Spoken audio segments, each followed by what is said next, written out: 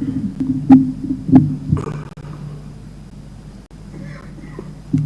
may be seated.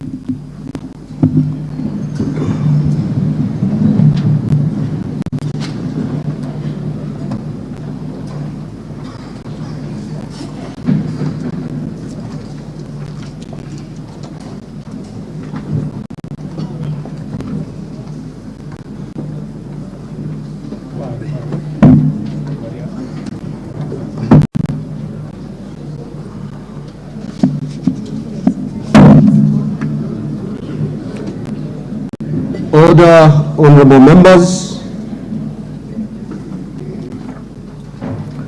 Your Excellency, the Honorable Dr. William Samoei Ruto, CGH, President of the Republic of Kenya and Commander-in-Chief of the Kenya Defense Forces, the Right Honorable Speaker of the National Assembly, the Honorable Moses Wetangula, AGH, MP, honorable members of Parliament. Article 132(1) of the Constitution of Kenya requires the President to address the special sitting of Parliament of Kenya once every year and at any other time. Further, Article 132(1)(c) requires the President to, among others, once every year, report in an address to the nation all the measures taken and the progress achieved in the realization of the national values set out in Article 10 of the Constitution. In addition, Article 240, subsection 7 of the Constitution requires the President, in his capacity as the Chairperson of the National Security Council, to report to Parliament annually on the state of the security of the Republic. In this regard, therefore, pursuant to Article 132, 1B, and C1 and 2 of the Constitution, the Presidency, via the letter reference number OP/CAP.26/4A, Volume 2/52, informed the Speakers of the Houses of Parliament of the intention of His Excellency the President to deliver his address to Parliament. Consequently, pursuant to Standing Order number 25(1) and 2 of the Senate, I gave notice of today's special sitting to the Honorable Senators by Gazette Notice number 14716, which was published in the Kenya Gazette on Friday, 3rd November 2023. Accordingly, honorable members, this special sitting is properly convened. I thank you.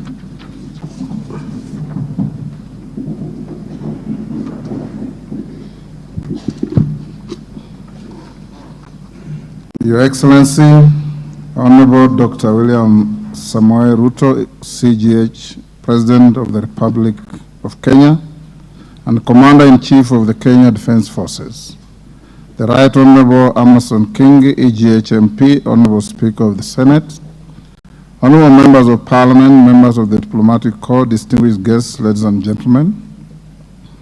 Article 1321B of the Constitution of Kenya requires the President to address the nation once every year and at any other time.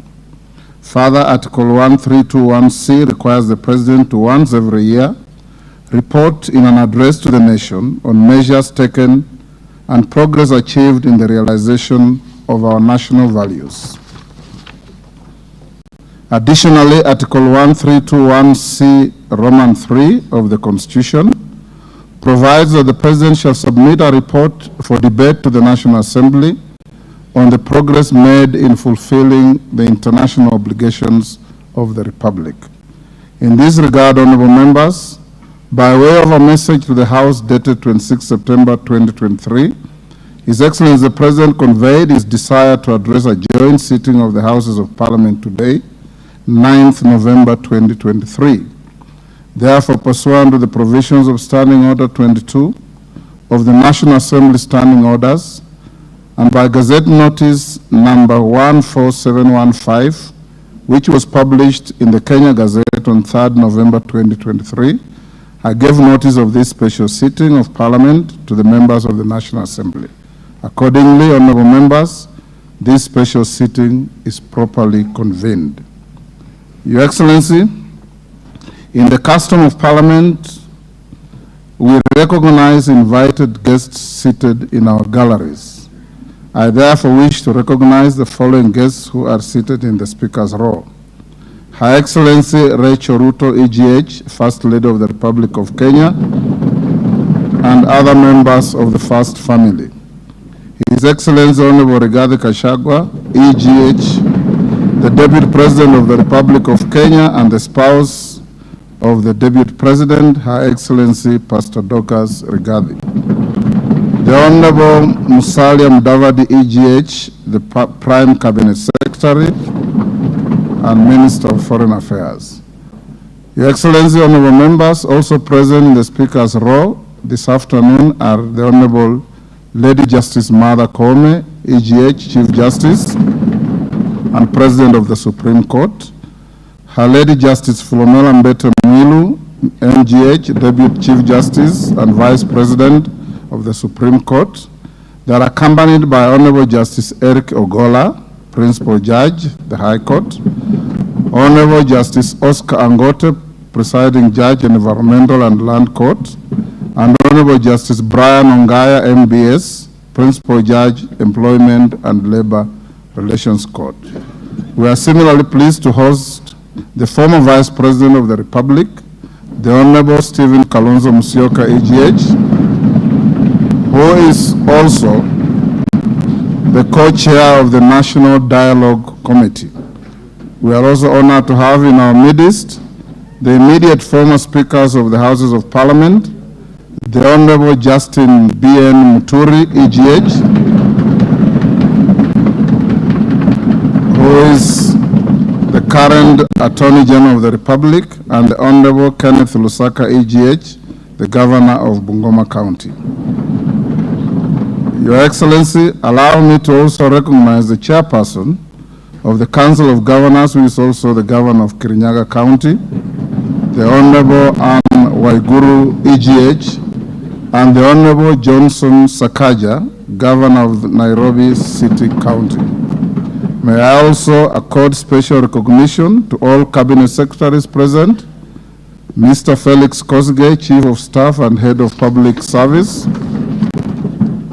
Principal Secretaries, members of the Diplomatic Corps, and heads of constitutional commissions and independent offices present in Parliament today.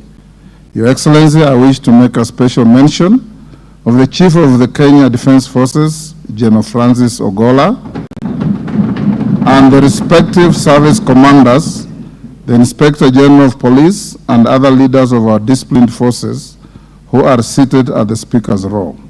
We are grateful for their distinguished service to the nation. To all invited guests, karibuni sana kwa bunge. Honorable members, distinguished guests, ladies and gentlemen, it is now my singular honor and privilege to invite His Excellency the President of the Republic of Kenya and Commander-in-Chief of the Kenya Defense Forces to address this special sitting of Parliament. Welcome, President.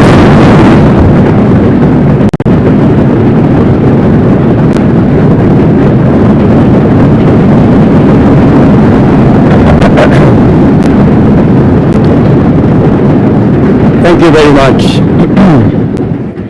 Thank you very much, honorable members. I arise before this distinguished assembly of the democratically elected representatives of the people of Kenya to discharge my constitutional function under Article 132, 1C. The occasion requires me to give an account to the people of Kenya, the measures taken by their government under my leadership, and to give full expression and effect to the soul of our constitutional dispensation by implementing the national values and principles of governance set out in Article 10 of our Constitution. I have a substantial report to give on the progress made in fulfilling this solemn covenant, and that the journey of transforming Kenya for the benefit of present and future generations is fully underway. Its positive effect have also begun to bear fruit across many sectors of our national endeavor from the grassroots all the way to this capital of Nairobi. On the 13th September 2022 last year, when I took office, I undertook to ensure the urgent transformation of our economy and to stop and reverse the negative trends of runaway unemployment, yawning inequality, and widespread poverty, which have denied Kenyans their dignity and extinguished their dreams.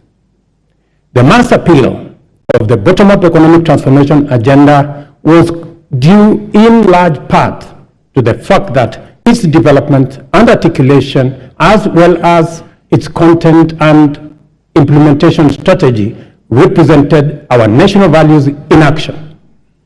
It was inclusive, democratic, committed to social justice and the protection of the marginalized.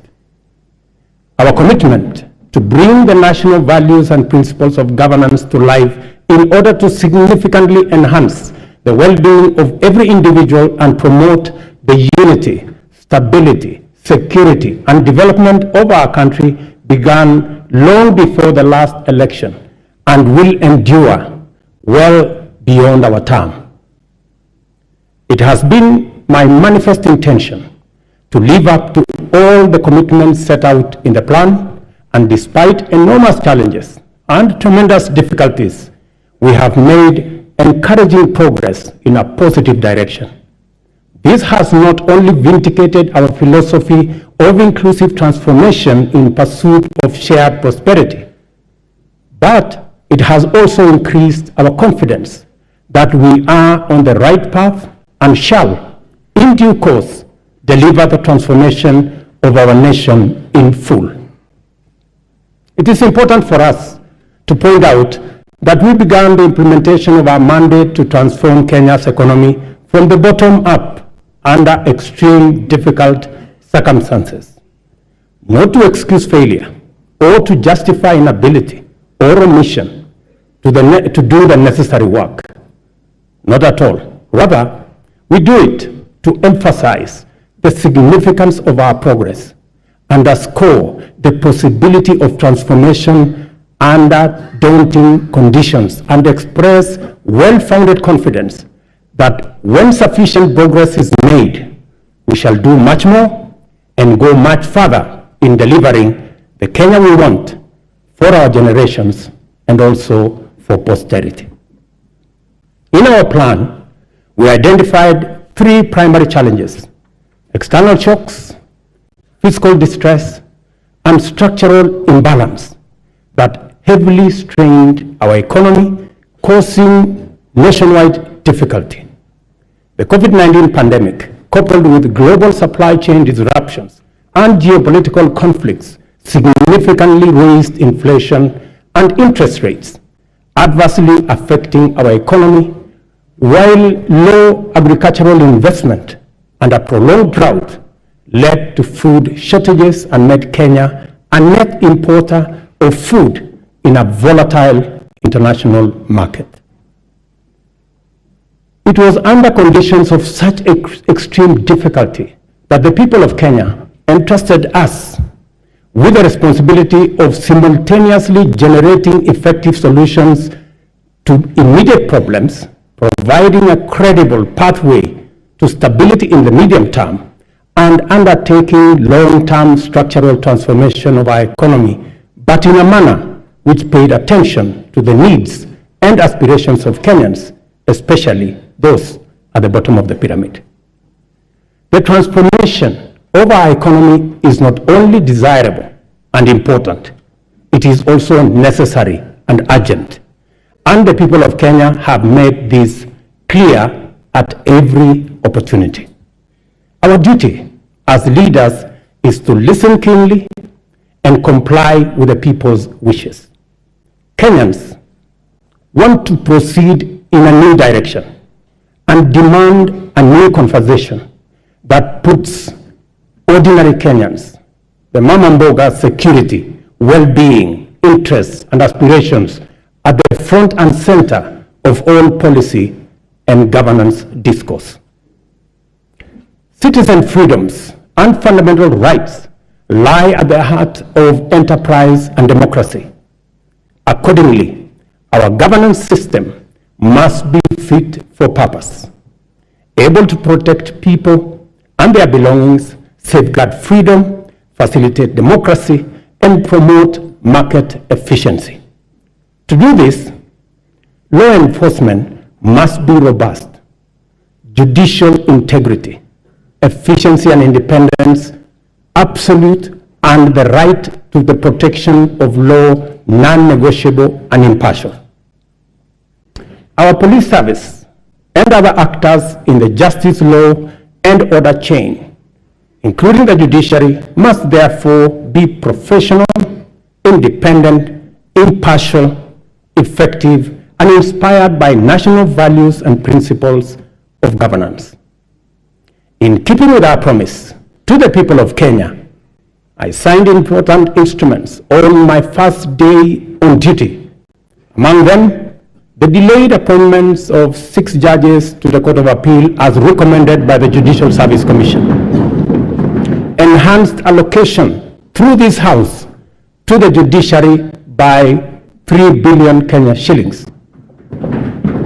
Designated the Inspector General, who is sitting in this House as the accounting officer of the National Police Service to enhance police independence, and subsequently appointed a task force led by the former Chief Justice David Maraga to review the terms and conditions of service of members of the National Police Service. This was necessary, members, so that we can cement our place as a nation on the firm foundation of the rule of law. Together with the people of Kenya, we have changed everything. We have transformed the national political conversation from personalities to issues, from regional or ethnic largesse to opportunities for all our young people, from divisions to inclusion, and from status quo to the bottom-up economic transformation for shared prosperity. To date, Kenyans remain fully seized of the agenda, engaging vigorously and with unrelenting focus on expanding agricultural productivity to deal with the cost of living, affordable housing to create enterprise, jobs, and dignified dwellings, universal health coverage for a healthy, productive nation, and digital transformation to create e-commerce, create jobs, and make government efficient, effective, and accessible, especially government services. Also, fintechs, including the Hustler Fund, have benefited from the space around technology and the digital transformation. By virtue of the internal coherence of our constitutional dispensation, national values and principles of governance set out core directive precepts whose observance imbues every decision and action with implicit constitutionality. To the extent that our plan is aligned with Article 43, the implementation of the bottom-up economic transformation agenda is a program to intensify the actualization of national values with a special focus on citizens at the bottom of the pyramid. From the first day in office, we have worked hard every day to move our agenda forward amid many challenges to forge a path in the direction of progress. This is the essence of our commitment, to make progress despite challenges and move forward by overcoming great obstacles. We must never be defined by our problems, and Kenya's destiny cannot be derailed by our challenges. Honorable members, the cost of living is not an abstract phenomenon. It is a reality experienced by households, which can be addressed through practical action and effective measures. One of the most salient interventions in addressing the high cost of living is the strategy to support agricultural production throughout the sector, ranging from food and cash crops as well as livestock value chains. I am committed to put the shame of hunger behind us once and for all. We rolled out a countrywide farmer registration and fertilizer subsidy program that has made available 5.5 million bags to farmers across Kenya. We have progressively reduced the cost of fertilizer from 6,500 to 2,500, increased maize acreage under production by an extra 200,000 acres this year, and enhanced maize production by an additional 18 million bags this year. As a result of these interventions, today, a 2-kilogram packet of maize flour is selling at a low of 145 and a high of 175, depending on the brand you buy, down from 250 shillings a few months ago. The famous gorogoro of maize is selling at between 60 and 75. Honorable members, you know how much it costed a few months ago. We have also established 22 new fish landing sites in 9 counties in Nyanza and the Coast region.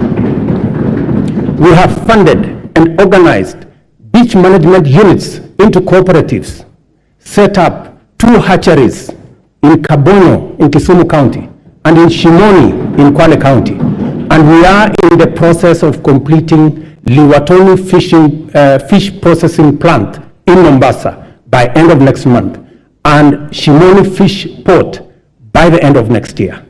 Again, to bring our blue economy resources into the realm of food production.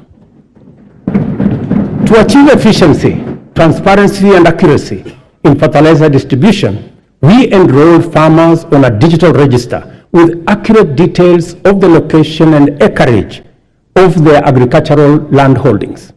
This database enabled us to implement an e-voucher system through which farmers receive their fertilizer consignments for planting and top dressing of maize, tea, coffee, rice, potatoes, cotton, edible oils, sugarcane across the country.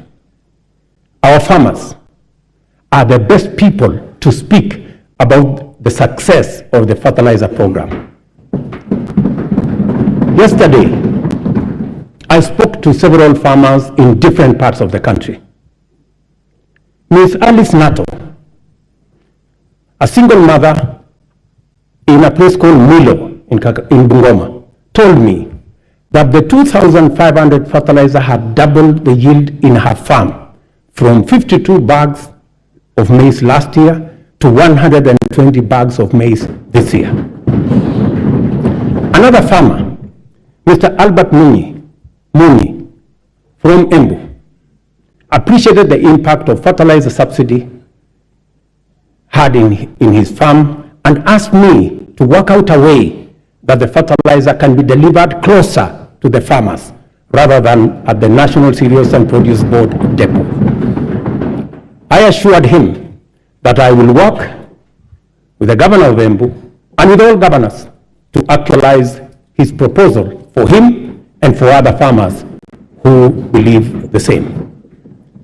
But it was Mr. Samuel Chacha of Kuria who graphically painted the picture of transformation the fertilizer subsidy has done in his farm with a phrase that struck my mind.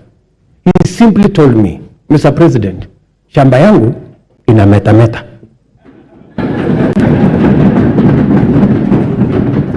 Further, we have made adequate arrangements, including investment in necessary infrastructure to facilitate post-harvest management and to prevent post-harvest losses. 17 certified warehouses jointly managed by the National Cereals and Produce Board and the private sector owners with a combined capacity of 365 metric tons, or 4,090,000 kilogram bags, have been prepared in the maize growing areas. The National Cereals and Produce Board shall provide a subsidy maize drying service to farmers at a fixed cost, as was announced by the Minister, of Kenya shillings 70 per bag, which is a significant improvement from the previous rate of Kenya shillings 350 per bag. Yesterday again, the first consignment of the 100 mobile dryers this House facilitated my administration to buy for use by our farmers. I announced to you yesterday the first consignment of the dryers docked in the country. Additionally, we are enhancing dairy productivity for better farmer returns. The government, working with milk processors, and I had a long conversation with them in Nakuru, we are mapping the country to ensure coolers are supplied where they are needed. Soon, farmers will be paid based on milk quality, boosting incomes, and they can also enjoy global market access. Our reforms in the coffee sector are bearing fruit, with our farmers set to earn 4 times advance pay for their crop, from a low of 20 to now Kenya shillings 80, following the allocation of Kenya shillings 4 billion from the Coffee Cherry Fund that was ably facilitated by this House. Coffee reforms regulations will give farmers the necessary representation and weight at the national coffee auction. It is my intention to make sure that the auction operates with farmers at the center of it. These measures are expected to aid ongoing efforts, including expanding production to new counties and double coffee output in the next 4 years. The government of Kenya is currently restructuring public sugar mills, expediting the leasing of 5 companies for rehabilitation and expansion to boost industry competitiveness before the KEMSA sugar safeguards expire. The objective includes creating a competitive sector, raising farmer incomes, and enhancing productivity. This House agreed with my cabinet that we waive Kenya shillings 117 billion non-performing debt for government-owned sugar factories, for which I am grateful to this House. This House also approved 1.7 billion shillings that will go into paying farmer arrears and other complications that arose out of the challenges our sugar sector was facing. I want to promise this House that in the next couple of weeks, we shall be dispersing that money so that farmers in the sugar growing area can go home for Christmas with their money. As I indicated, our public borrowing had long crowded out the productive sector from the financial markets, raising the cost of credit and slowing down trade and commerce. As I told Kenyans on my first day in office, times were difficult and many people are struggling, and necessary and effective sustainable solutions were urgently needed. We must admit, honorable members, that as a country, we had been living large and way beyond our means. The time has come, therefore, to retire the false comforts and illusionary benefits of wasteful expenditure and counterproductive subsidies on consumption, by which we dug ourselves deeper into the hole of avoidable debt. The new direction may not be easy, but it is ethical, responsible, prudent, and most importantly, necessary. We've had to take hard decisions and make painful choices because we owe it to the people of Kenya to do the right thing and to confront facts as they are without flinching or equivocating. We have worked hard at home and abroad to mobilize a broad coalition of bilateral development partners. Many of them, I see them in this house, multilateral development banks and other agencies, which have rallied to pull our country back from the brink of debt distress and set us today firmly on the path towards sustainable economic growth. Our efforts to stabilize the situation have yielded such progress that next month, in December, we will be able to settle the first Kenya shillings $300 million or 500 billion Kenya shillings installment of the US dollars 2 billion Eurobond debt that falls due next year. I can now confirm with confidence that we will and we shall pay the debt that has become a source of much concern to citizens, markets, and our partners. Having said this, I further announce to the nation that our intention, consistent with sustained effort here and abroad, have enabled us to normalize our relations with the International Monetary Fund, the World Bank, the Africa Development Bank, and various development partners to such an extent that they are now working with us to implement the bottom-up economic transformation plan.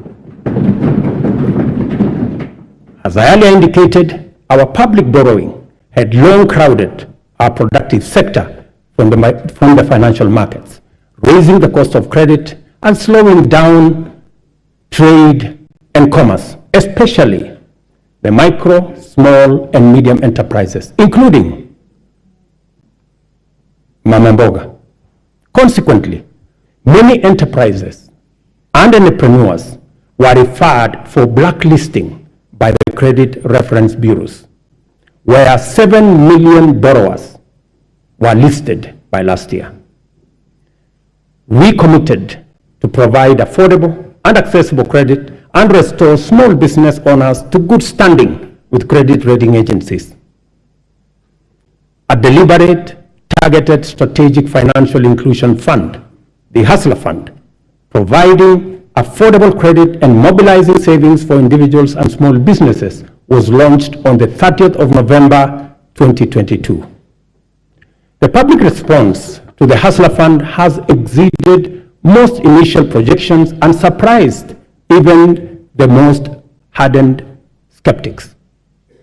By the end of last month, the fund had disbursed Kenya shillings 36.6 billion and in savings 2.3 billion, and with 7.5 million repeat borrowers, whose overall repayment rate is at 73%. The top borrower of the fund has so far accessed Kenya shillings 4.5 million in 816 transactions, while the top voluntary saver is at 631,491. In the intervening period, the Hustler Fund has also launched a group product which has attracted 50,000 active groups to the platform, and of which 20,000 have received 151 million Kenya shillings. The Hustler Fund has provided us not only the huge pent-up demand for affordable credit, but also the readiness of Kenyans to express or to embrace credit and savings and to pay their loans on time with minimum prompting. The notion that Kenyans are not creditworthy or are high-risk borrowers is nothing more than an unjust financial profiling, which has, in many instances, become a needless, self-fulfilling prophecy. Yesterday, when I called Harrison Karisa Kenga, a tuk-tuk operator in Mombasa, who has accessed 714,000 from the Hustler Fund he suggested to me to find a way to have the fund provide asset financing so that he can buy for himself a tuk-tuk because the one he had was not his. I assured him that during my address today, I would ask the ministry responsible to respond to him. Consequently, I hereby direct the Ministry of Cooperatives and MSMEs to expeditiously engage Mr. Kenga. I will give you his telephone number.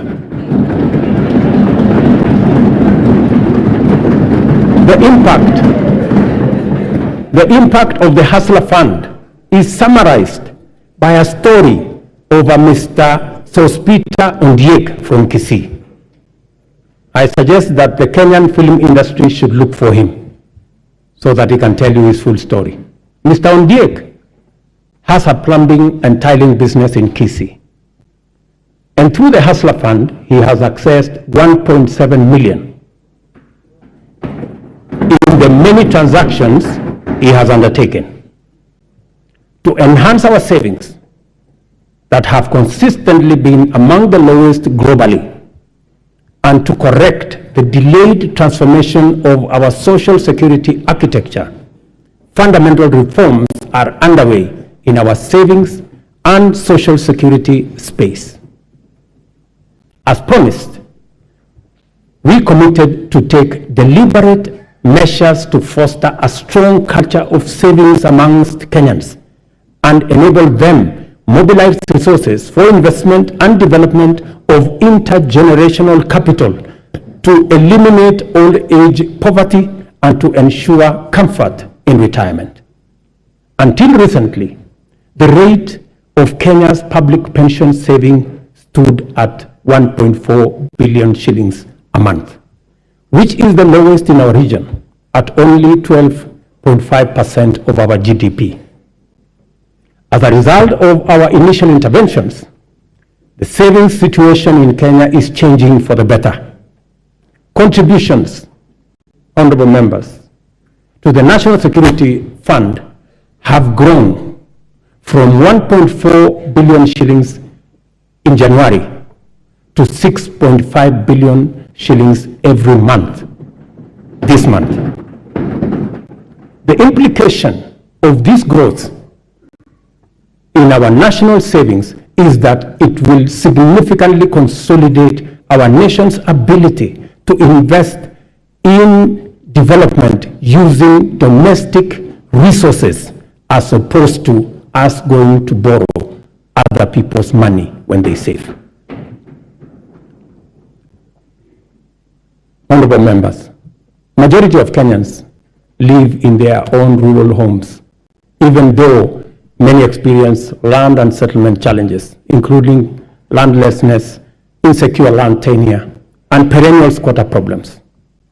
Acute housing challenges are principally an urban phenomenon, and they present a serious threat to health and safety, as well as dignity of people, particularly low-income earners. The proliferation of slums in our urban areas indicate the extent of this serious problem and the urgency with which it must be addressed to enable Kenyans have greater choice in leading dignified, safe, and healthy lives affordably.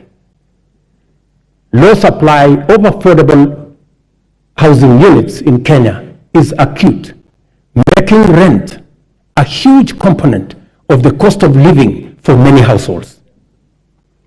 The increase in affordable housing units is a strategic intervention to not only supply affordable dwellings for Kenyans, but also as a means to reduce the cost of living. 3 categories of houses will be supplied by this program: social housing, affordable housing, and for the rest, market rate housing. Interest on financing is where we intend to make the big difference. Interest at the moment, as all of us know in this house, is at almost 18%.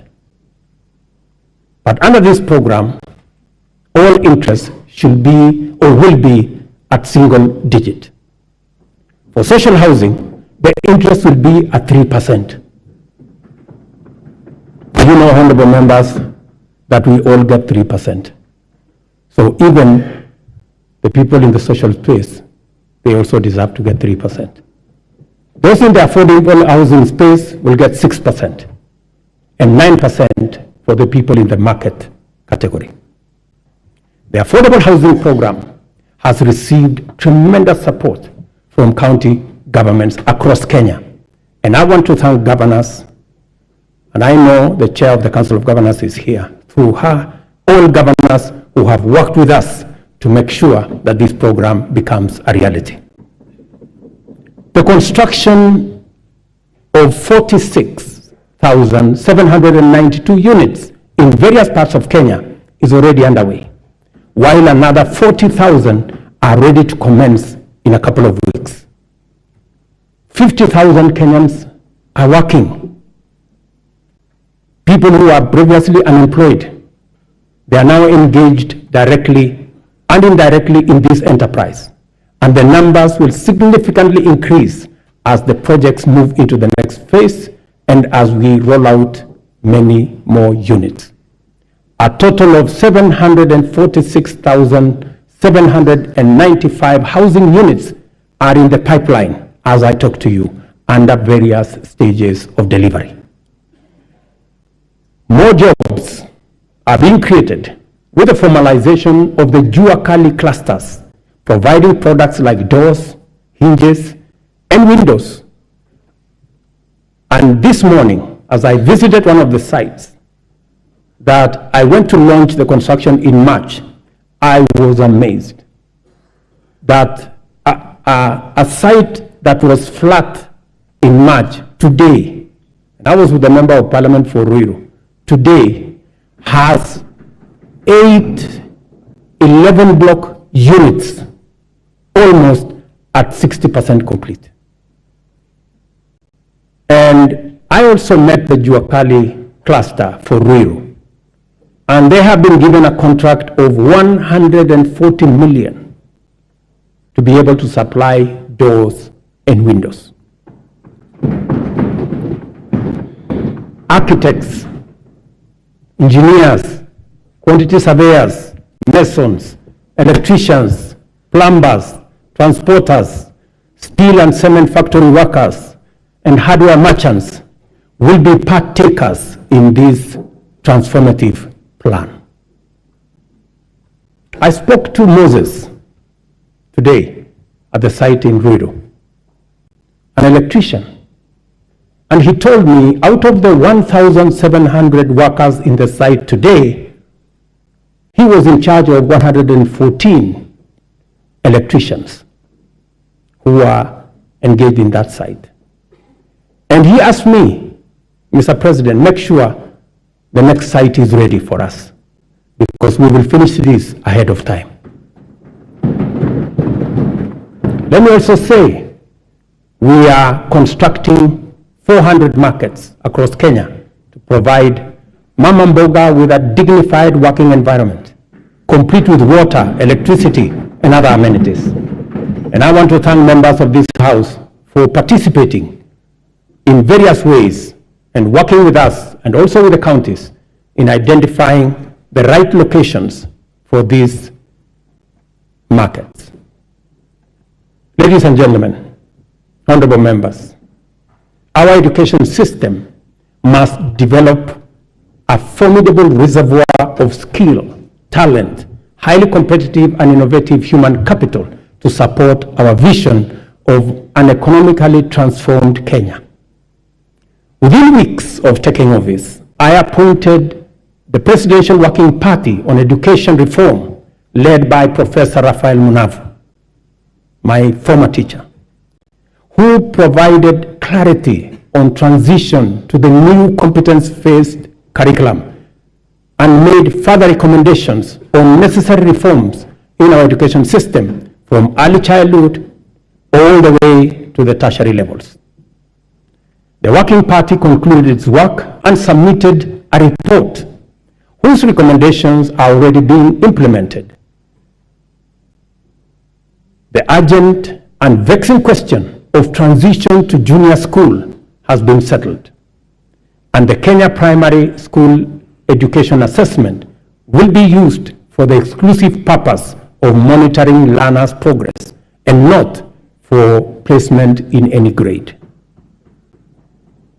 In keeping with our commitment, 56,750 new teachers have been employed.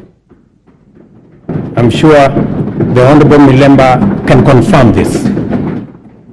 While 8,200 primary school teachers were retrained to equip them with capacity to effectively deliver learning and teaching at junior school levels. With changes to the entry requirements for teacher training colleges, admission has increased by 300% to now 20,456 trainees. I was privileged to be in Kwale last week to open the Kwale Teacher Training College, which had only less than 100 students a few months ago. And when I went there, the principal told me that the numbers have increased 4 times.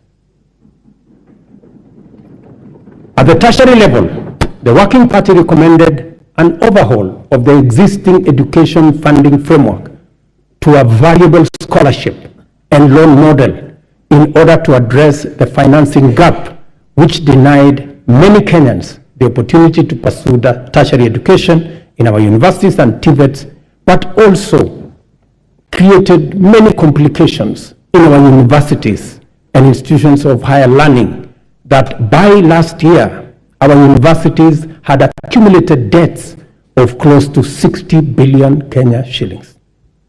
I sat down with all the vice chancellors of our 41 public universities, and we came up with a proposal that we are now implementing. The new model for financial support is student-centered and deploys a rigorous impartial means testing instrument to establish the level of need of every student, which then becomes the primary consideration in allocating scholarships and loans. To fully democratize our education system and make higher education accessible and affordable to all, we have also chartered the Open University of Kenya, following requisite cabinet and parliamentary approvals. I want to thank this House for expediting the Open University Charter that had been in the works for the last 10 years. I also want to announce to you that the first 1,000 students will report next month. In the course of consulting Kenyans from all walks of life during the formulation of the bottom-up economic transformation agenda, the foundational contribution of health to citizen well-being and the role of costs in driving up poverty were identified as chronic. The implications are very clear, and we cannot afford to delay the delivery of universal health care anymore. Consequently, we have instituted radical reforms in the provision of healthcare services in Kenya, including the enactment of 4 new laws that will anchor the implementation of this bottom-up approach to healthcare. I am tremendously grateful to this House and honorable members for enacting the Primary Health Care Act, the new Social Health Insurance Act, the Digital Health Act, and the Facility Improvement Financing Act. These laws, honorable members, will usher in and guarantee a new era in the provision of healthcare, covering all essential services from preventive, promotive, curative, palliative, and rehabilitative services, guaranteeing every Kenyan access to comprehensive and quality healthcare. Under Afya Nyumbani, we have scaled up our investment in healthcare workforce, employing 20,000 new healthcare workers. deploying 8,429 workers whose contracts had lapsed and enrolling 3,394 interns across the country to increase the availability of human capital in our public health sector. Working with county governments, and I'm again grateful to them, we have taken measures to resolve the perennial challenge of human resource management in the health sector, occasioning strikes, by establishing the Kenya Health Human Resource Advisory Council, which will be a trusted mediator between government at both levels and our health sector workers. Further, under the Afya Nyumbani model, we identified preventive care as an essential pillar of healthcare service delivery because it enables Kenyans to manage their conditions early enough before they cause serious harm in their well-being and productivity. Community health promotion is our bottom-up intervention to deliver preventive and promotive health solutions at the grassroots by deploying community health promoters to visit Kenyans at their homes, provide basic diagnosis for common conditions, and refer cases to appropriate medical facilities. Together with all the 47 counties, and again, I am grateful to the governors, we have deployed 100,000 community health promoters fully equipped with the necessary kits and an electronic community health information system. In the last 1 month, CHPs have attended to 1.2 million households, just in the last 1 month. I spoke on phone to Mr. Masood Dirie, a community health promoter in Garissa, yesterday, who told me he has been a community health promoter, health volunteer since 2011. Unlike before, now he has a full medical kit and has used it to confirm that 7 people in his locality had high blood pressure. In a twist of fate, he tested himself and discovered that he too had high blood pressure. That's what he told me. And so, apart from referring others, he also had to make way to the hospital. Mr. Obembi Ogutu of Homa Bay told me that the program now makes primary health care a paperless engagement, saying it had started to reduce queues in hospitals. Through the Facility Improvement Financing Act 2023, we have established a framework that confers financial autonomy to health facilities, enabling them to retain funds generated with a mandate to improve facilities, capacity, and to provide healthcare services within that locality. In addition, the Kenya Medical Supplies Agency, as part of many radical reforms, will now deploy ICT to manage supply chains of essential health products and commodities. As a result of this small intervention, KEMSA has improved its stocking rate from 40% to 60% in the last 5 months. And we are now targeting 80% by March next year. As is becoming clear, we cannot hope anymore to deliver services to Kenyans in their millions across the country with any measure of efficiency, integrity, transparency, and accountability without ICT. From education and health to agriculture and financial inclusion, digital technologies reign supreme in transforming service delivery, governance improvements, and catalyzing efficiency throughout the economy.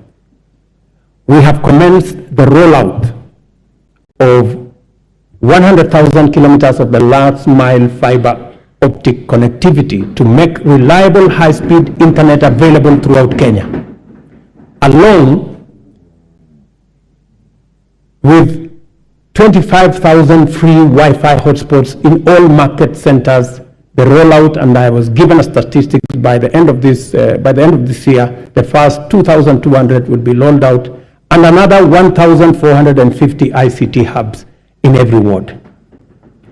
I want to thank the membership of this House for considering to change the NGCDF Act so that you can also deploy those resources in the ICT space and enable millions of young people in your constituencies and wards to access internet and technology for digital jobs, e-commerce, and to give them the possibility of working on remote jobs.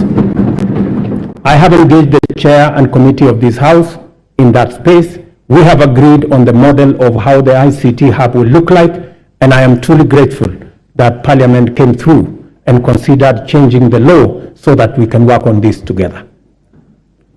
We have expanded digital provision of public services to encompass 13,000 services to date, and it is my commitment to ensure full digitization by the end of next month. Our decision to enhance efficiency and integrity in the provision of government services has gone a long way to improve revenue collection.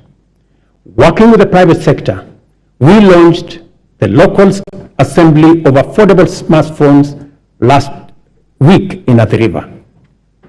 Digitization and automation enhance service delivery and citizen satisfaction, and also assures greater accuracy, transparency and accountability, and reduces opportunity for corruption in the course of transacting with government ministries, departments, and agencies. Corruption, honorable members, wastage, inefficiency, and negligence are serious threats to our transformation agenda and unacceptable practice that has no place in our nation. I have given my firm assurance to the people of Kenya that cases of misconduct and corruption shall be dealt with ruthlessly, with finality, and expeditiously. I ask this honorable House to finalize the Assets Declaration and Conflict of Interest Bill to further tighten our anti-corruption policy framework and eliminate space for those who want to steal our money. The security and safety of all citizens is our foremost commitment and most fundamental obligation, without which every other endeavor is not possible. The reason why Kenya has continued on the path of steady progress is that we have maintained stability, peace, and security by affirming our territorial integrity and maintaining internal tranquility. This is not to say our country has not had its share of security challenges. The specter of terrorism is a continuing threat that we must remain constantly vigilant against. Pockets of banditry, cattle rustling, and armed lawlessness have besieged and devastated communities in the North Rift, Northeastern, and occasionally parts of Eastern and the coast regions. We all know that insecurity disrupts lives and destroys livelihoods. Our country has lost too many people to this menace.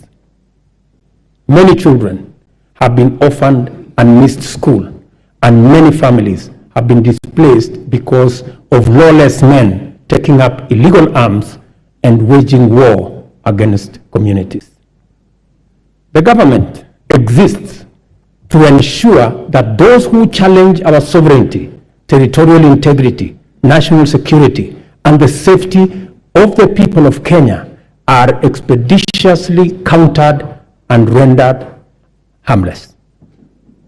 We have therefore taken firm and decisive measures to deal with the challenge of banditry, armed crime, cattle rustling, and other forms of impunity in all parts of the country, beginning with a successful security operation to restore calm in the North Rift.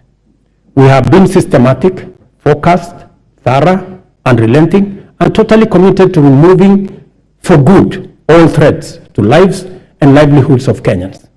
I know there are pushbacks from the criminals, but I want to assure the honorable members of this House that we will be unrelenting. And until it is done, it is not done. In discharging this commitment, we have been mindful not to use security imperatives to commit impunity, including misuse of resources and extrajudicial infringement on freedoms and fundamental human rights of citizens. Sorry.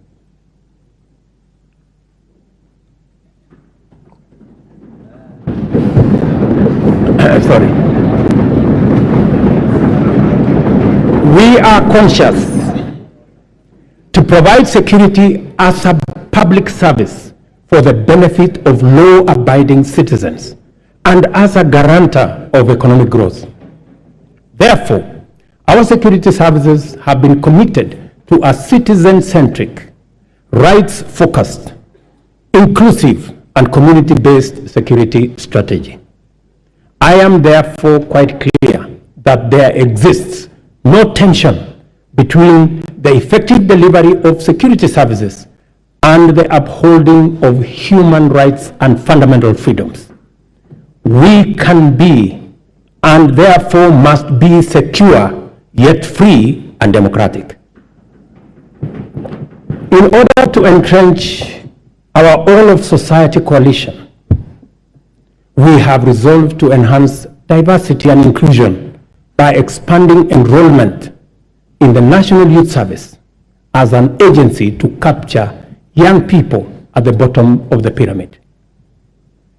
Consequently, we are doubling enrollment to 40,000 yearly in the National Youth Service and have made it absolutely mandatory that every village, center, town, and city in Kenya is properly represented in the recruitment. To consolidate this proposition, we have directed that 80% of future recruitment to all security services, from the military, the police, KWS, Kenya Forest Service, and all other security agencies, 80% will come from the well-trained, talented, and committed young men and women who have undergone training at the NYS.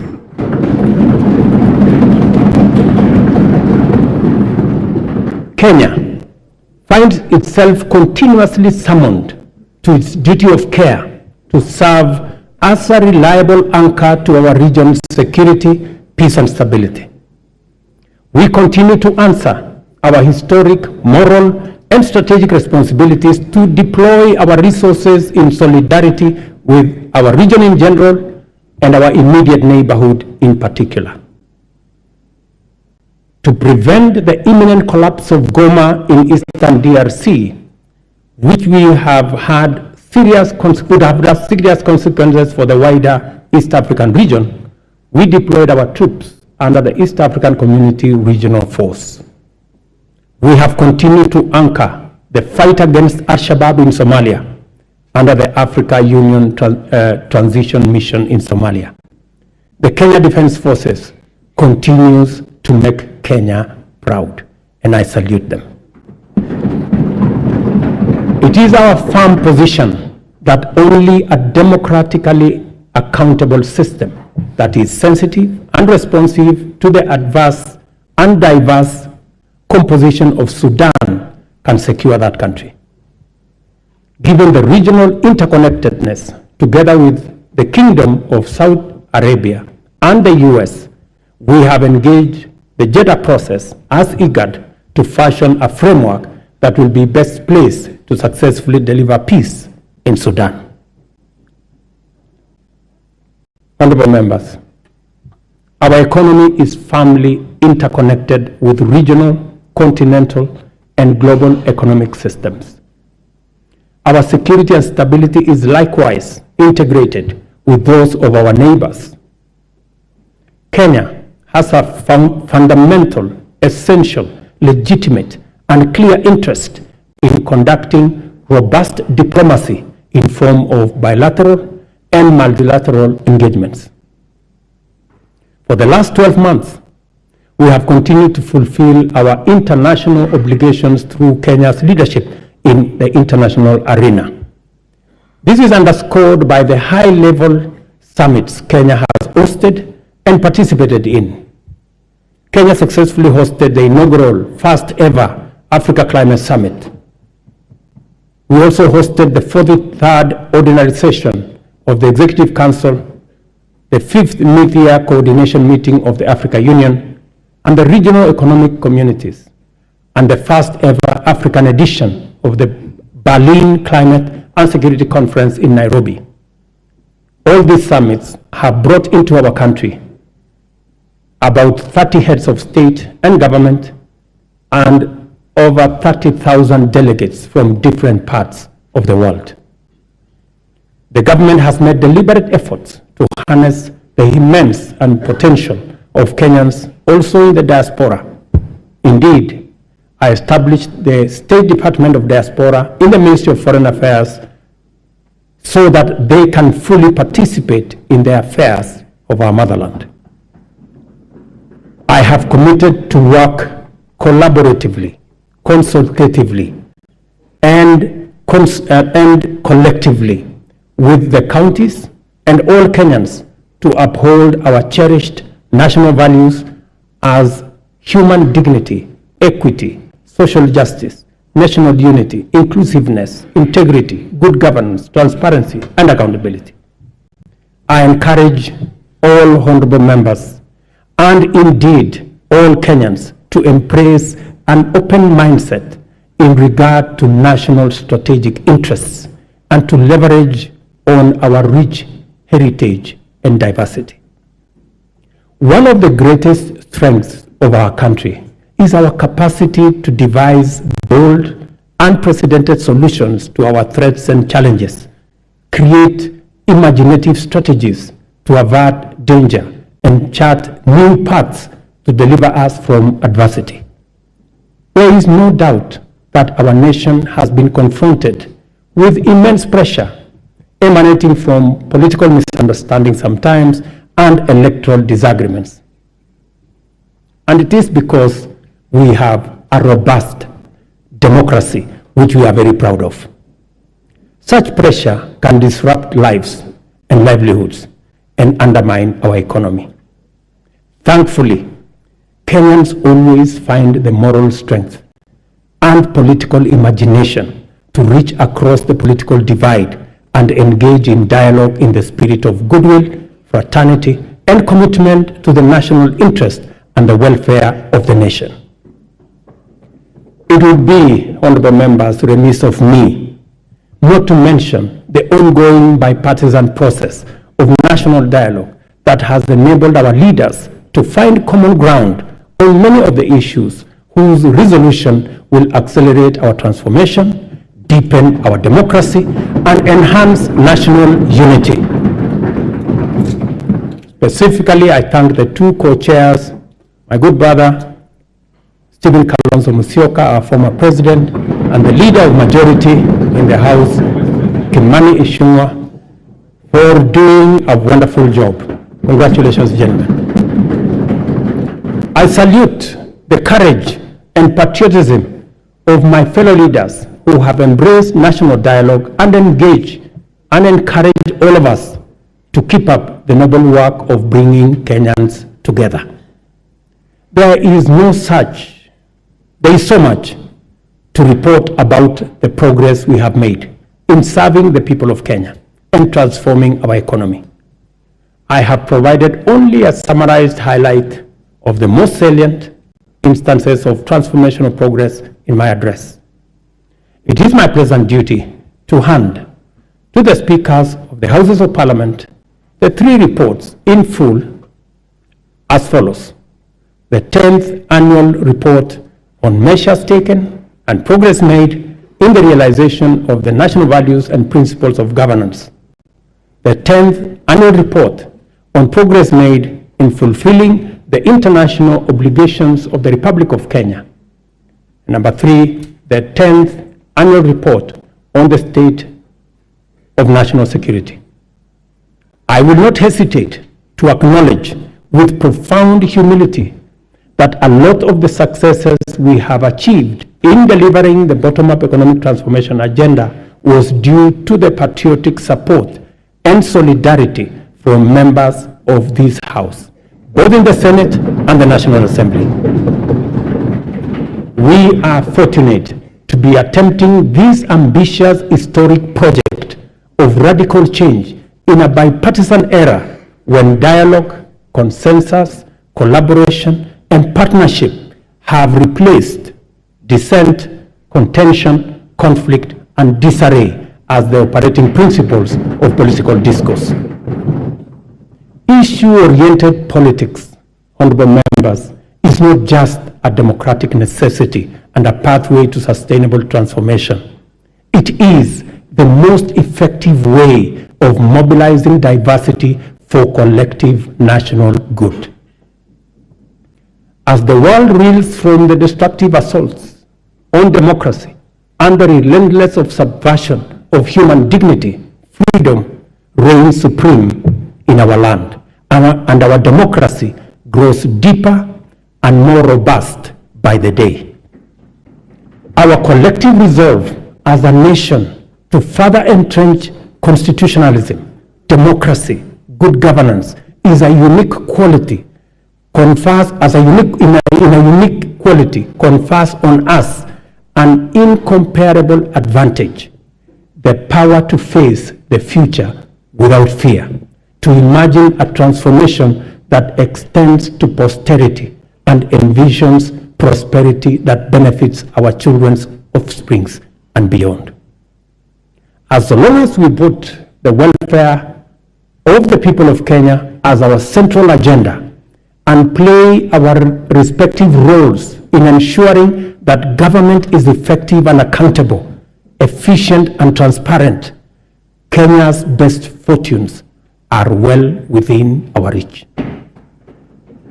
I am persuaded, honorable members, beyond any reasonable doubt, that we shall achieve transformation beyond our wildest dreams within this generation.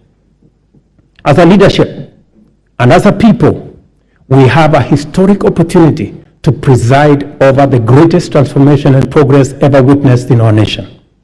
Kenya is a nation of brave, hardworking, enterprising people who are determined to prevail in the struggle for economic freedom and win the race for prosperity. In a nation like ours, great deeds will be accomplished whenever and wherever opportunity exists. This is why the hard work we have done is already showing the promise of abundant fruit. We have laid a firm foundation for rapid development, and Kenya is no longer on the marks. The state of our nation at this moment in time is prepared, all set, and ready to go. I thank you, God bless you, and God bless Kenya. Thank you very much.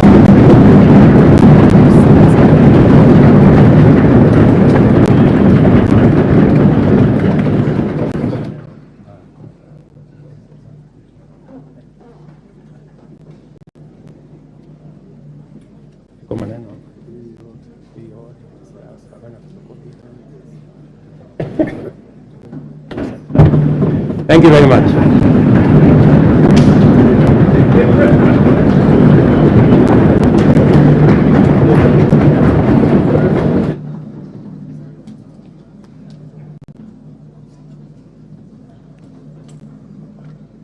Honorable members, please be upstanding.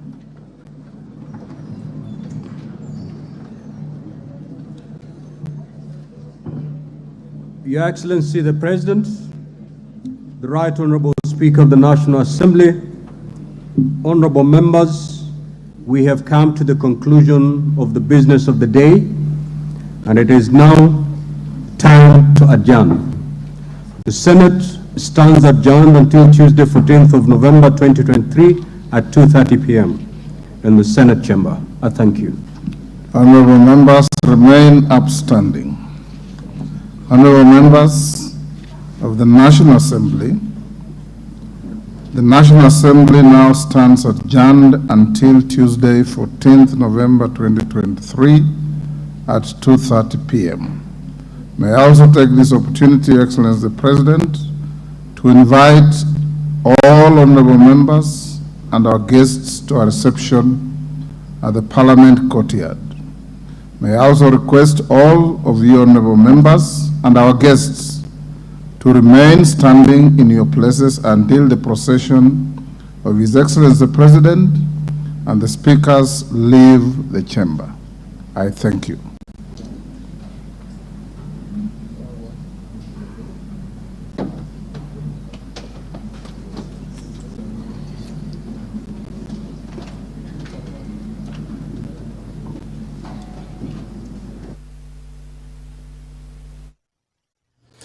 You have been watching a special coverage of the proceedings of Parliament of Kenya, a joint sitting of the National Assembly and the Senate, where the President of the Republic of Kenya, Dr. William Samoei Ruto, has issued the State of the Nation address. This live broadcast has been brought to you by the Parliamentary Broadcasting Unit in conjunction with the Kenya Broadcasting Corporation. My name is Edward Kabasa. Good evening.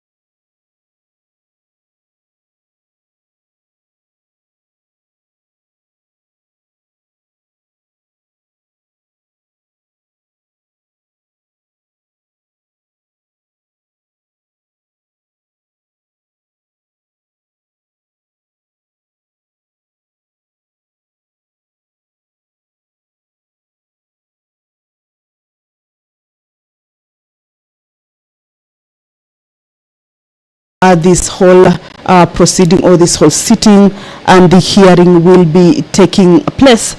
Remember, after the sitting starts at 9 a.m. or once the chair is taken, the members will be retreating to have a pre-hearing meeting of the senators in a closed door session. Then they will be resuming to the chambers at around 11 according to the order of business for the day, and then the hearing will be open to the public. But a look at what exactly this governor faces is that when the Senate received the resolutions from the County Assembly pursuant to Standing Order 80 over the House on the procedure for removal of a governor, is that within 7 days after receiving notice of a resolution from the Speaker of a County Assembly supporting the removal of a governor of a county, of course pursuant to Article 181 of the Constitution, there are two options. The Speaker of the Senate shall convene a meeting of the Senate to hear the charges against the governor, and in this case the House can make a resolution on whether to hear these proceedings or these accusations at a committee stage or at plenary. And what we understand is that the House on Tuesday resolved to have these matters investigated and determined at the plenary. So today marks the beginning of the official hearing over the proposed removal from office by impeachment of Honorable Kawira Mwangaza, the governor of Meru County. And like I told you earlier, is that the Speaker will be getting into the chambers, give a communication, of course guiding the House on how this whole process will take place, and the senators will be retreating to a closed session. I now hand you over to this live broadcast. Good morning. Let us pray. Almighty God, we beseech you to behold with your abundant favor and blessings us, your servants, whom you have been pleased to call to leadership positions in this republic. We seek guidance to treat and consider all matters that shall come under deliberation in so just and faithful a manner as to advance the peace, prosperity, and welfare of our country and of those whose interests you've committed to our charge. Amen.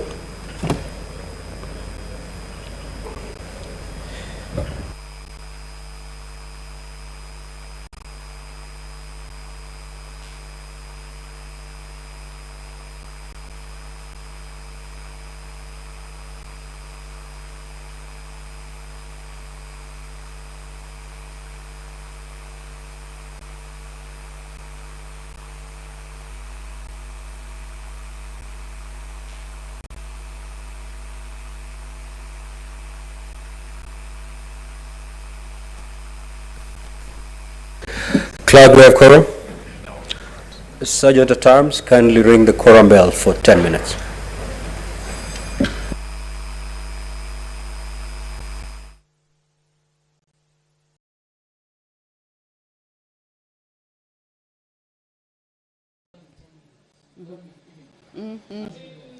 Yes. Well, that is the Speaker of the Senate, Honorable Amason Jeffa Kingi. He has taken the chair, but before the commencement of the House business, remember, much as this sitting is on the consideration or the hearing of the proposed removal from office by impeachment of Honorable Kawira Mwangaza, the governor of Meru County, the House has to follow the standing orders that at the commencement of a sitting, then the House has to have a requisite quorum. In this case, 15 members needed to be in the chambers for the House to commence its business at any particular sitting or at any committee of the whole. So in this case, the bell will ring for 10 minutes as directed by the Speaker. Of course, this is pursuant to the House Standing Order number 14. But even before the lapse of the 10 minutes, if the House has achieved or will have achieved the requisite quorum, then the Speaker will call the House to order, of course, and the business will start or rather will commence. But I look at what exactly this sitting is all about this morning. Remember, the Senate usually sits in the afternoon sitting, and today is a Tuesday. Its normal plenary sittings is on an afternoon, but today we are having this sitting on Tuesday morning at 9 a.m. and this is purposely to have the hearing of the proposed removal from office by impeachment of Honorable Kawira Mwangaza, the Meru County Governor. So the quorum bell is on. But remember, the House last week resolved to have these accusations against the governor be heard and determined at the plenary sitting. So today marks the official sitting. And this was determined on Tuesday of 31st. And the both sides, that is the county assembly, remember what has been happening since the House ruled that the investigation or the hearing will be done at the plenary, is that the parties were summoned to, the parties, by parties I mean the county assembly and the executive, that is the side of the governor, was summoned to forward their submission to the Senate. In this case, looking at what the accusations the county assembly had leveled against the governor, if there is any evidence, perhaps personal statements, again as sworn affidavits, and any other material that they will be using to defend the accusations that they have leveled against the governor. And they had until Saturday. This was after 4 days, of course, pursuant to the law. That is after 4 days, once the communication has been done at the Senate on the resolutions by a county assembly on the proposed removal from office of a governor.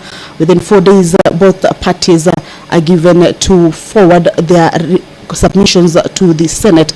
And the deadline for this particular case was on Saturday at 5 p.m. Where, of course, both parties, that is the governor's side and the county assembly's side, complied and forwarded their submissions. Of course, from the governor's side, we will be expecting that they give out, of course, evidence to counter the accusations that have been leveled against the governor, and any other material that they deem fit to absolve the governor of the charges that have been leveled against her. Of course, the submissions also contained the legal team from both parties. We shall be taking a look at what, or rather who are in those legal teams for both sides.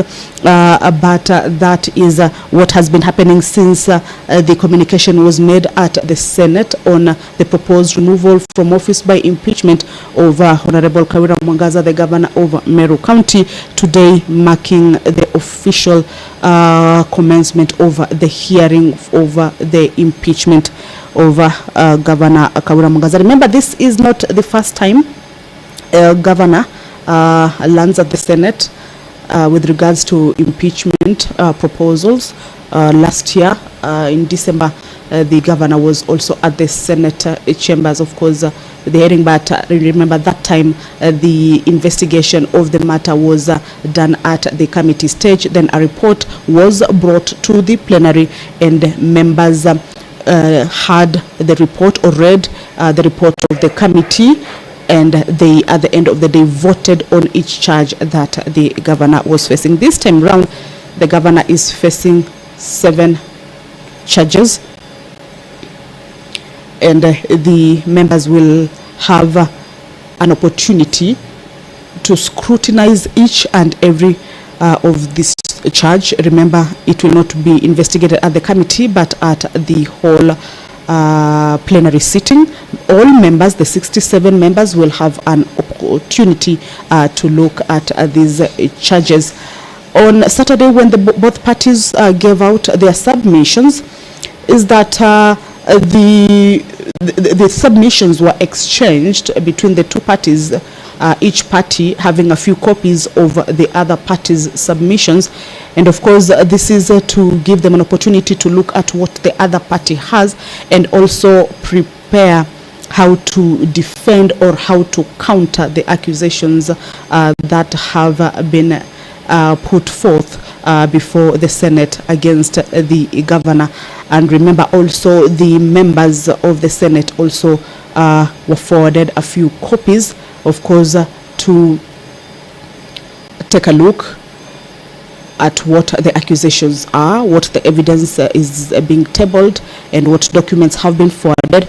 Then once they come to the chambers, then they will be having information on how to go about all this matter. Remember, each and every senator will have an opportunity to scrutinize both the governor and the county assembly on what has been forwarded to the Senate with regards to the accusations that are being leveled against the governor. If you are just joining us, it is a quorum bell that is currently underway. The sitting was scheduled to begin at 9 a.m. The Speaker has taken the chair, but there is no quorum at the House to warrant the commencement of House business. 15 members are needed to be in the chambers to enable the House commence its business, and this is pursuant to the House Standing Order number 40. If the quorum is not present, the House business cannot commence, and a quorum bell will be rung for 10 minutes.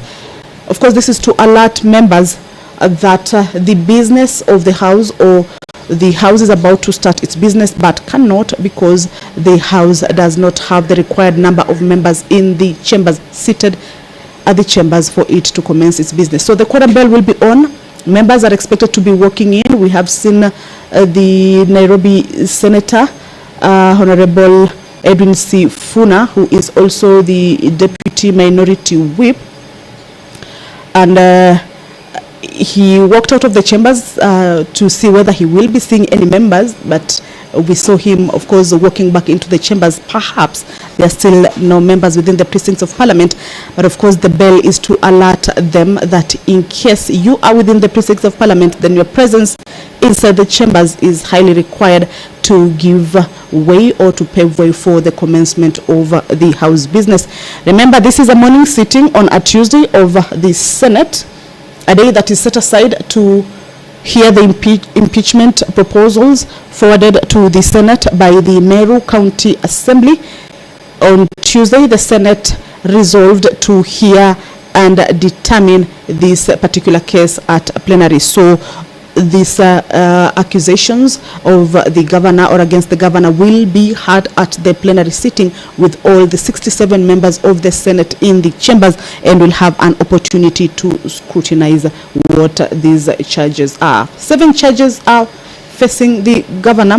One is on the misappropriation and misuse of county resources, and there are a number of particulars that are within this particular number 1 charge on the misappropriation of misuse of county resources.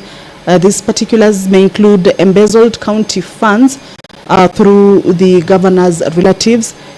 She's also accused of having withdrawn county funds through false claims of payment for supplies and service rendered by the governor's relatives, despite being ineligible to tender for or supply goods to the county governors.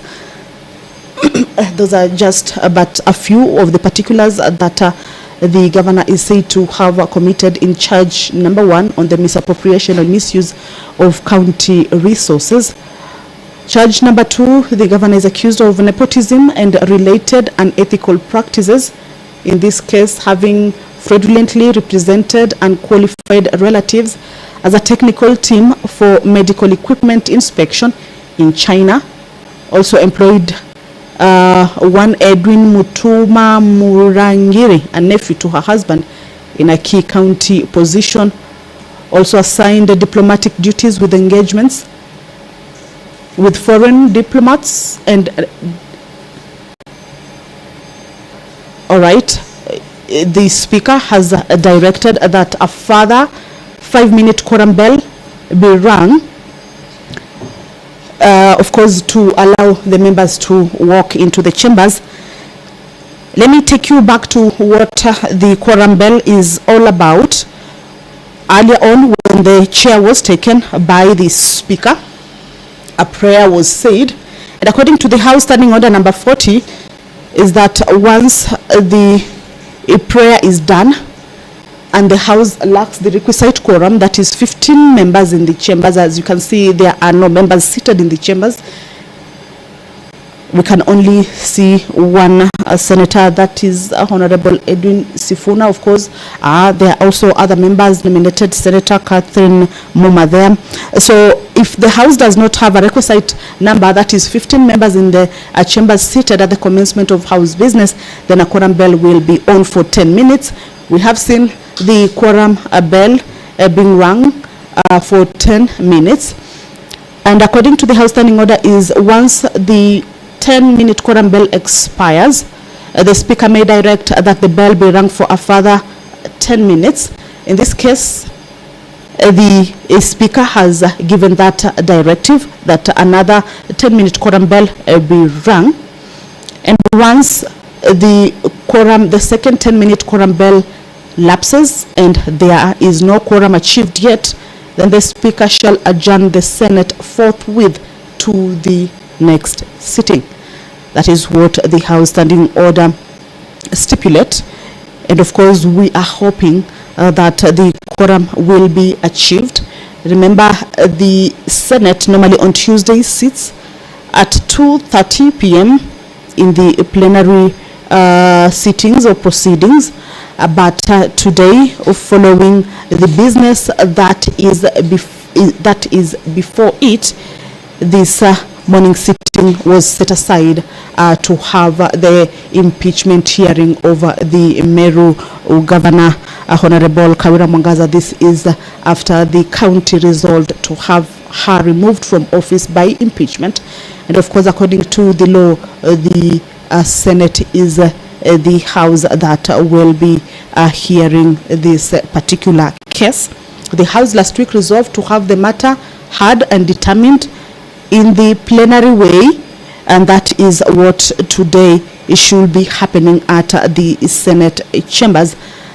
We are hoping that the number will be achieved, but of course, if it's not achieved, then the Speaker will guide the House on the way forward. What was expected this morning is that the Speaker was to give guidance on how the hearing or the process will go. The sitting was starting at around 9. The Speaker make a communication to the House to guide them on how the hearing, the impeachment of the governor will be taking place. It is scheduled to start today and conclude tomorrow on Wednesday. But of course, there has to be a communication on how it will go. And after the communication, the members were to retreat to a pre-hearing meeting. This is to be on a closed door session. So we will be waiting to hear from the Speaker on how he will be guiding the House forthwith if the quorum is not achieved. But we are hoping that the quorum will be achieved. At least 15 members are needed to be in the chambers for the commencement of the House to kick off. On Tuesday, when the House resolved to have the hearing of the impeachment be done the plenary way, according to the House Standing Order, is that within 10 days, it shall investigate the matter. So the House received the communication of the resolution of the County Assembly on Tuesday. And of course, from Tuesday, the Senate is counting 10 days to be able to investigate the matter. If the accusations are substantiated or not substantiated, then the communication or the way forward will be given. But remember, today marks the beginning of this impeachment hearing of the Meru Governor Kawira Mwangaza. So if you're just joining us, that is a 10-minute quorum bell still on. Allow me to take a look at what the charges or accusations that have been leveled against the governor are. There are 7 charges. The first is the misappropriation and misuse of county resources, nepotism and related unethical practices. That is the Senator of Nairobi County, Honorable Edwin Sifuna, walking to the Senator, of course, engaging him on how they will be picking up this matter if the House does not achieve the requisite quorum to enable it commence its business for this particular morning. Charge number 3 against the governor is that bullying, vilification, and demeaning other leaders. In this case, the governor is said to have excluded the deputy governor from county executive committee meetings and other official functions. The governor is also said to have engaged in bullying and posted demeaning messages about the deputy governor in WhatsApp groups. In this case, known as Third Government 012, the county admin services, whose membership includes several officers who are subordinate to the deputy governor.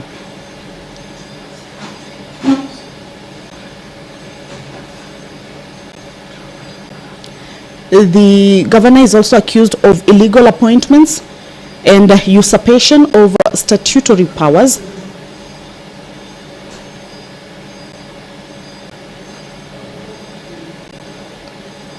That she appointed Kenneth Mwiti Riungu as chief officer without county assembly approval.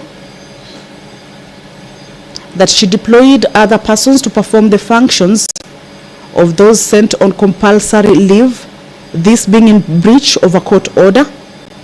Also appointed unqualified persons as acting chief officers without the requisite competitive recruitment and a recommendation from the County Public Service Board.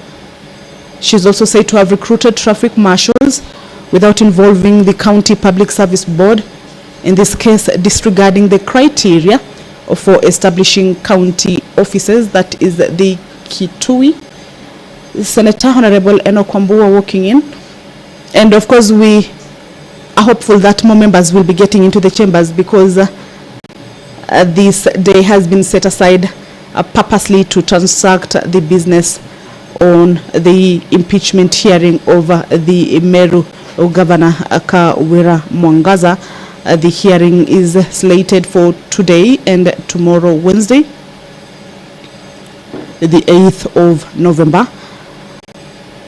And the speaker, who has already taken the chair, is that was to make a communication this morning guiding the House on how this process will be taken through, and then the members were to proceed on a pre-hearing meeting in a closed session. But the members have not yet made their way to the chambers for that particular guidance or communication from the chair to know how they will be going about this matter. And that necessitated, or rather that is what has necessitated the 10-minute quorum bell. That is Narok Senator, who is also the minority whip, Honorable Olekina Ledama. They are getting in. So as the quorum bell is on, we will be seeing the members walking in. Once the quorum is achieved this time round, being hopeful that the sergeant at arms will alert the clerk and the speaker that the quorum has been achieved, and the speaker will call the House to order for the commencement of the House. But as you can see, no members yet to make the requisite quorum. At the table of the speaker, engagements are on, from the clerk to the a number of senators there. Of course, maybe engaging on how this will be picked up if the quorum is not achieved. But this is the second quorum bell. Remember, the first one has lapsed, and this is the second bell. That is the Vihiga Senator Godfrey Osotsi.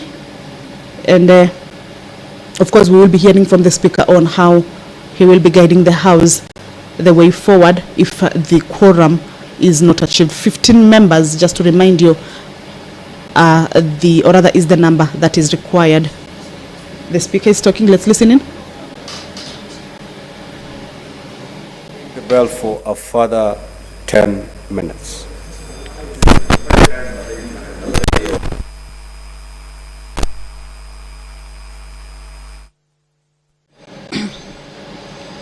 Yet another 10-minute quorum bell. If the 10 minutes this time round lapse, that will be a cumulative of 30 minutes. Is it that the members were not aware that the sitting will be starting at 9? Maybe they thought it will be starting at 9:30 as the usual, or rather the normal plenary sitting, especially the one that is held on a Wednesday. It usually starts at 9:30. Perhaps the members will be making calls to their colleagues to remind them that this morning there was this a sitting that is meant to be hearing the impeachment proposals from the County Assembly of Meru that resolved to have the Governor, Honorable Kawira Mwangaza, be removed from office by impeachment, and that the Senate on Tuesday resolved to have this matter be heard and determined at the plenary sitting or the plenary way. Remember, the Senate last week found itself a bit sharply divided on how to, or rather the best approach to hear and determine this case, and the majority of the numbers resolved to have the matter be heard and determined at the plenary sitting. A number of impeachment hearings that have taken place at the Senate is that have been heard and determined at a committee level of 11 members, but this was not agreed upon last week when they were looking at the best approach to look at this matter, and the matter was resolved to be heard at the plenary. So this marks the first sitting and first day to hear the impeachment proposal as forwarded to the Senate. And this morning the House was to sit, get a communication from the Speaker and guide them on how to go about the case. Then the members are to proceed on a pre-hearing meeting, or rather retreat on a pre-hearing meeting in a closed door session, then resume the sittings and be open to the public at around 11 a.m. So up until now, the chair, or rather the Speaker, has taken the seat. A few members are in the chambers, but the quorum is the elephant in the house. It has not been achieved yet. 15 members have not been able to make their way to the chambers to enable the House to commence its business. Of course, we can say that is paralyzing the House business this morning. And of course, we'll be waiting to see whether the quorum is achieved. If this quorum bell that is currently underway, it is another 10-minute quorum bell that is underway. It's a 10-minute. If the number is not achieved at the lapse of this 10 minutes, then it will be a cumulative of 30 minutes of waiting for the senators to make their way to the chambers for this sitting. Is it because it is a chilly morning, or maybe they thought that the sitting will start at 9:30? We will be waiting to see how that pans out. But as it is that today's morning sitting was the commencement or mark the beginning of the impeachment hearing of the Governor of Meru. This is Honorable Kawira Mwangaza, having been accused of 7 charges by the County Assembly of Meru, and forwarded these charges and its resolution to the Senate to have the matter investigated and determined. 7 charges facing the Governor. Earlier on, we looked at 4 charges. The 5th charge is that the Governor is accused of contempt of court. She is said to have grossly violated Article 10 and 73 of the Constitution, Section 7 of the Leadership and Integrity Act, and Section 10 of the Public Officers Ethics Act, by engaging in a contumacious, stubborn refusal to obey lawful court orders. Charge number 6 that the Governor is accused of is that illegally naming a public road after her husband. This includes grossly violated Articles 10 and 73 of the Constitution and Sections 7 and 11, 1C of the Meru County Owners and Awards Act. 2018 by naming a public road after her husband without following the applicable statutory procedures. The last charge that the governor is being accused of is the contempt of the assembly. She is said to have refused to honor summons from the County Assembly's Sectoral Committee on Justice, Legal Affairs and Cohesion to answer questions related to the impeachment motion. Also directed her chief of staff to send a contemptuous letter to the Assembly in response to the summons for her to appear before the Sectoral Committee. And through the CECM Finance, this is the Minister of Finance at the county level, and the county secretary refused to furnish documents to the Assembly on the grounds that an audit process was underway and that the matters raised by the Assembly were sub judice. These are some of the particulars within the 7 charges that the governor is accused of or is facing, and that the Senate at the plenary sitting is expected to investigate, scrutinize and make a decision on whether these accusations that have been accused, or rather that have been leveled against the governor by the county assembly, will be substantiated or not. But remember, these accusations will be heard and determined at the plenary sitting, or rather the plenary sitting way. On Saturday, the two parties, the two sides forwarded, it was the last day for the two parties to be able to forward their submissions to the Senate. All right, those are more members. That is the Deputy Speaker of the Senate, Honorable Kathuri Murungi, of course, walking in, and followed by various members. Hopefully that the number this time round will be achieved.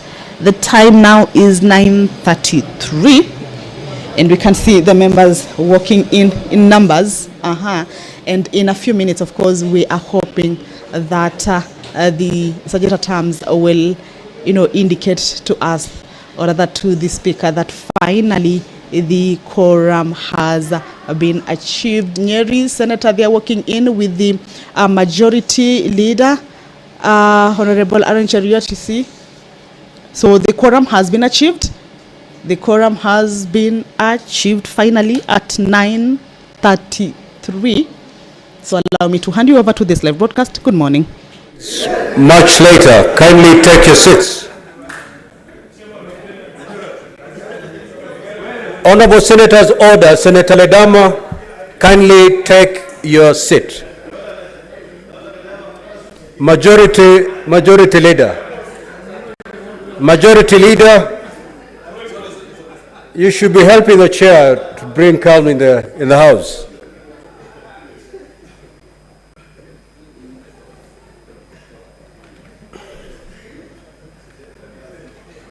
Clerk, you may proceed to call the first order.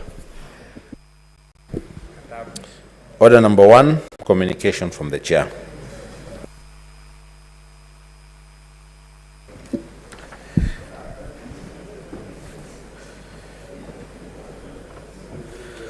Now, honorable senators, you will recall that at the sitting of the Senate held on Thursday, 2nd November 2023, I appointed Tuesday 7th and Wednesday 8th November 2023 as the days when the Senate will hear the charges for the proposed removal from office by impeachment of Honorable Kawira Mwangaza, the Governor of Meru County.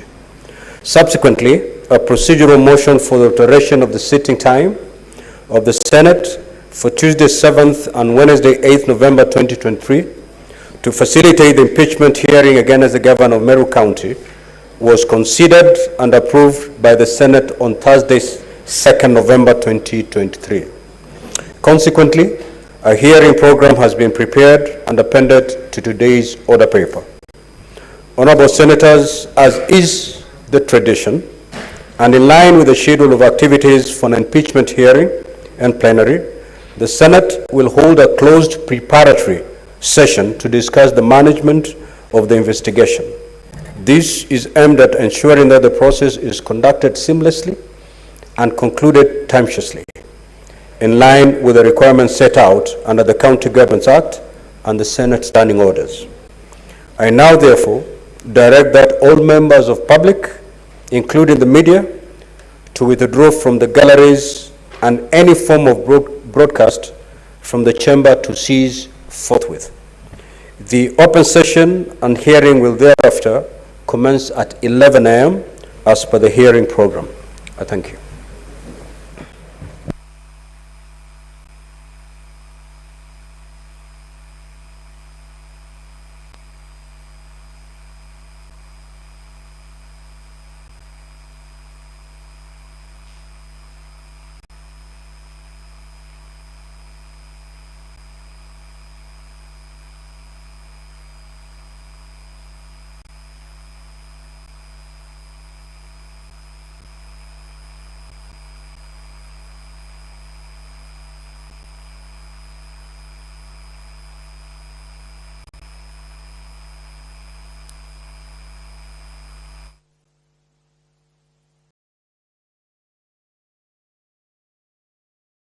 Well, as I had indicated earlier, is that the Speaker was to make a communication to the Senators, guiding them on how the process will be going, and that communication has been made.